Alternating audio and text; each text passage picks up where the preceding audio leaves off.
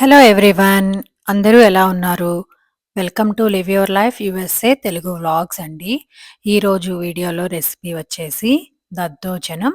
కొత్తగా అన్నం కాకుండా కీనోవాతో చేయటం చూపించబోతున్నాను. రెగ్యులర్ దద్దోజనం కంటే కూడా ఈ కీనోవా దద్దోజనం అయితే చాలా టేస్టీ ఇంకా హెల్తీ. ఇందుకోసం కీనోవా 1 కప్ తీసుకొని 1కి 2 కప్పుల వాటర్ అయితే మనం వేసి కుక్ చేసుకోవాలండి. ఈ కీనోవా ముందుగా నానపెట్టాల్సిన పనేమీ లేదండి. చాలా చక్కగా తొందరగా కూడా ఉడికిపోతుంది.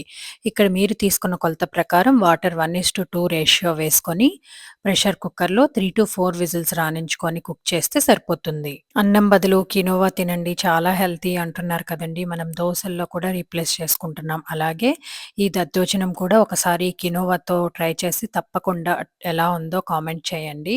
సో, ఈ కినోవా ఉడికించుకున్న తర్వాత కొద్దిగా చల్లారిన తర్వాత మనం సాల్ట్ వేసుకొని కలిపినా కూడా ఏమవ్వదండి. తొందరగానే తోడుకుపోయిద్ది పెరుగు వేస్తే.